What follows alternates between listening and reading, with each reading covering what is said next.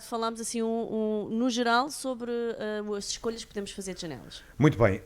Não costumas partir janelas com o mesmo martelo que tinhas ontem nas... Não. Não faz isso. É só mesmo Não, que paredes. isso faz estragos, não. Então, e hoje vamos falar do quê? De Hoje que parte vamos abrir aqui um bocadinho mais a informação das janelas, no sentido em que a janela, para além de ter que ter uma boa composição, tanto no caixilho como com o vidro, que também falámos dos vidros, os vidros devem ser duplos e devem ter uma espessura e uma caixa de ar dimensionada para a localização em que estamos.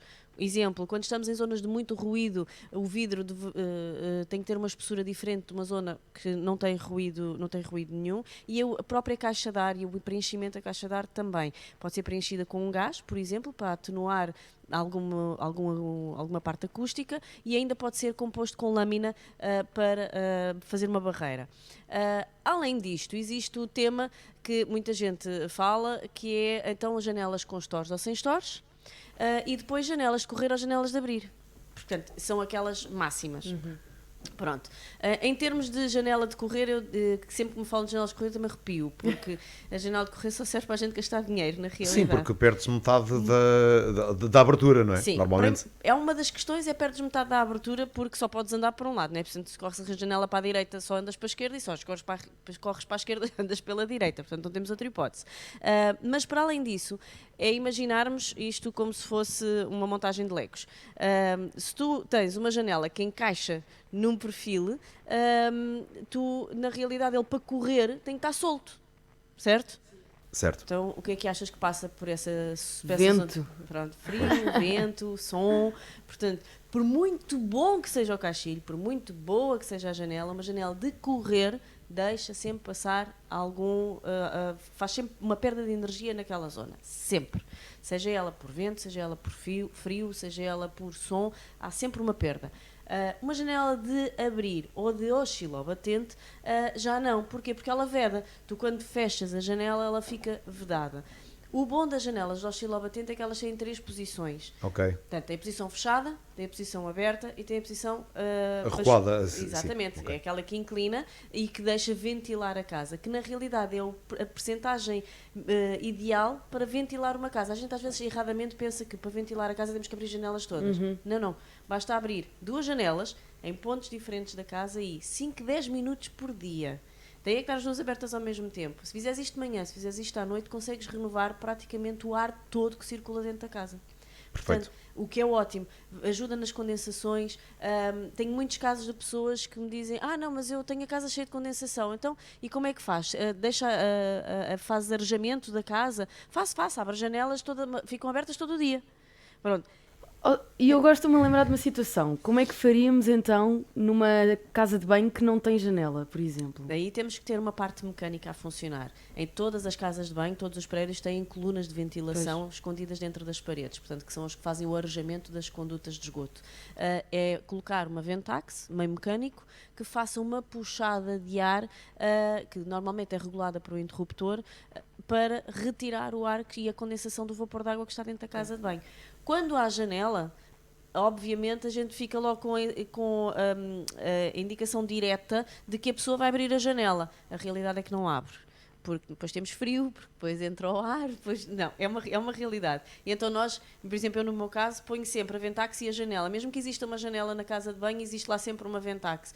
Porque é inevitável. As pessoas dificilmente, tão de inverno, abrem as janelas enquanto estão a tomar banho. Porque a gente quer estar quentinhos, sim. não queremos frio. E no caso das janelas, na questão do oscilobatente, ainda tem outra coisa muito interessante, que é, tu sais e não queres deixar a casa desprotegida, aberta, não é? No basculante, e podemos deixar a janela em microventilação, isto é, o puxador tem uma posição mais ou menos ali aos 3/4, que a janela fica com as borrachas desencostadas, está fechada, está trancada, portanto ninguém a consegue abrir, mas a borracha é como se estivesse afastada do caixilho, e então à volta da janela cria ali uma faixa de microventilação, portanto é como se a janela estivesse sempre a deixar passar algum ar. Às vezes de verão dá muito jeito para não criar aquele efeito de estufa. Pronto. Olha, Isto são- e de inverno, consegues explicar o motivo do porquê? Por exemplo, imagina, na minha casa, normalmente no inverno, de manhã, quando acordo, os vidros estão molhados. chorar. Sim, sim, exatamente, estão a chorar e também o alumínio está, Pronto, está a úmido. primeira razão é porque o alumínio não é garantidamente de ruptura térmica. E falámos disto na Ai, não. semana Exato, falámos Ai, passada. disso não. a semana passada. Porquê? Então o que é que acontece? Assim de uma forma muito rápida outra vez. Nós do lado de fora temos uma temperatura e vamos fazer um exercício. Temos 5 graus. Mas tu estás em casa e durante toda a noite deixaste os teus aquecimentos ligados. Aqueceste o ar interior da casa. Portanto, subiste a temperatura para uma temperatura média ali à volta dos 17. Tens uma diferença de 12 12 graus. 12 graus. O que é que acontece? O ar frio que vem ao encontro da janela toca no alumínio, como está frio, do lado de dentro arrefeceu a janela, portanto está frio, arrefeceu a janela, do lado de dentro, como tens uma temperatura mais alta, o ar quente encostado à janela vai ter tendência para evaporar. Portanto, é como se estivesses a fazer... quando vais à neve, a gente faz... e fazemos o vapor d'água. Exatamente. É exatamente a mesma coisa, porque é o nosso ar quente que está dentro do corpo, entra em contacto com o Ok. ar frio e transforma-se rapidamente em vapor d'água. É o que acontece com as janelas. O ar quente que está dentro de casa, encostou à janela, transforma-se em cutículas. Pronto, arranjaste mais uma forma de ter que substituir os alumínios também. Pronto, se calhar temos Pronto. mesmo que fazer uma intervenção. Pronto, assim de forma... Portanto, nas janelas, na realidade, estes são os grandes pontos a que nós devemos nos debruçar para escolher uma boa janela. Existem N marcas no mercado já, muito boas, com dimensões de perfil muito boas e vidros. O vidro, na realidade, depois é uma composição que nós podemos escolher, mas as empresas que nos fornecem as janelas e que são especialistas nisto dão ótimos conselhos a nível dessa matéria. Depois temos a questão dos stores. Há pessoas que precisam do store porque não conseguem dormir com luz. E há depois a questão de segurança. O store é efetivamente uma barreira de segurança, porque ela pode ter um mecanismo de tranca, portanto o store quando está fechado a gente pode trancá-lo, e ao mesmo tempo é uma barreira solar, portanto faz sombra e faz-nos o blackout da escuridão, portanto a gente quando está em casa fecha os stores e ficamos às escuras. Quando o store pode ter ainda pode ser uma solução térmica, porque o store hoje em dia de alumínio pode ser revestido pelo interior com poliuretano que faz uma barreira térmica no store também. Portanto, imaginando que estás num dia de sol ou de verão muito intenso, quando fechas o store, a primeira barreira térmica é o store, não é a janela. O que faz com que o calor, quando chega à janela, já vai com um grau mais baixo e consegues ter um melhor comportamento térmico. Então agora tenho outra pergunta. E stores, elétricos ou manuais? Elétricos, claro.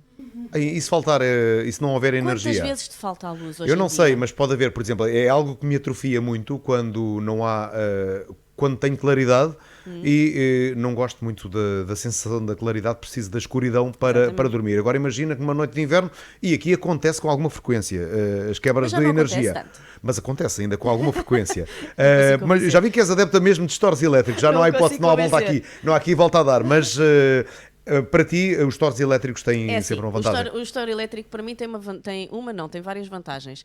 Primeiro é a ocupação de espaço no vão de janela, porque deixamos de ter o espaço para a ocupação de fita, que é sempre uma coisa estética, e portanto agora vamos aliar aqui a parte técnica à parte Sim, estética. sim. O ver a fita é sempre uma coisa que fica ali meio estranho, então aqueles de manivela são outros que também são qualquer coisa de extraordinário. Não voltou com o vintage e essas coisas? Não, por acaso não. É muito raro já encontrarmos Ok. stores de manivela e normalmente quando nos encontramos é para retirar. Porquê? É difícil manter aqueles stores. Já são poucas as empresas que têm aquelas peças. E então, um dia que se estraguem mesmo, Pois. já não consegues Exercício recuperá-los. em casa, Sofia. Mas sim, por mas exemplo. é um Sim. bom exercício e quando eles são grandes, aquilo efetivamente é um bom exercício de músculo.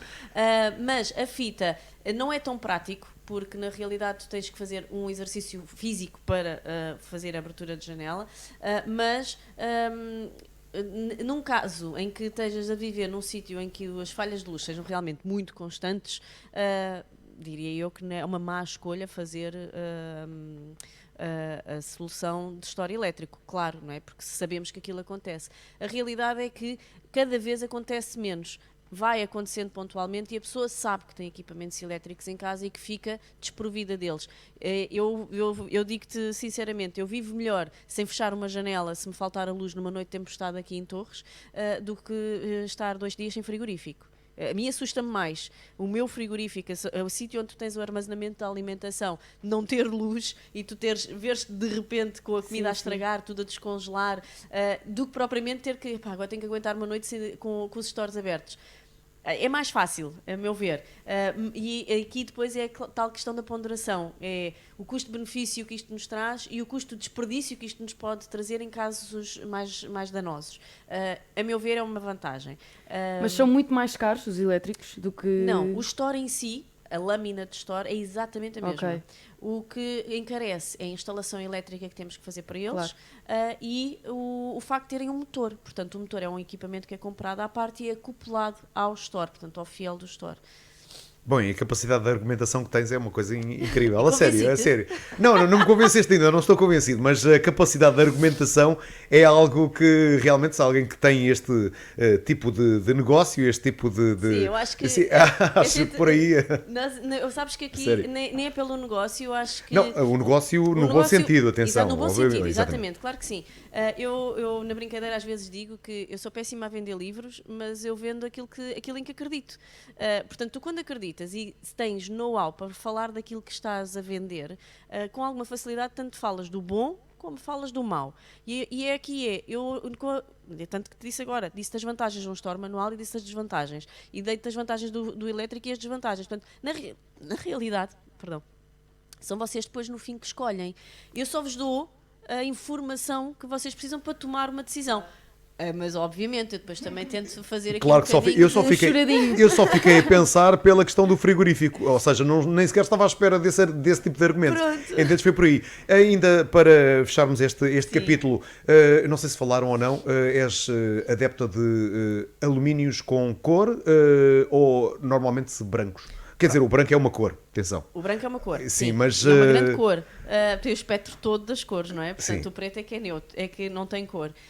Aqui, em relação às cores, temos só algumas questões que são de decoração, só, e gosto, e outras que são de legislação. Agora vem aqui uma parte um bocadinho mais técnica, novamente, que é, tu num condomínio, por exemplo, numa fachada, se os alumínios são todos castanhos, a menos que tenhas uma autorização do próprio condomínio ou a autorização da Câmara Municipal, não podes fazer alteração de cor de vão, porque estás a fazer alterações de fachada. Ok? No entanto, existe já a solução de fazermos a lacagem dos alumínios ou dos PVCs em dupla cor.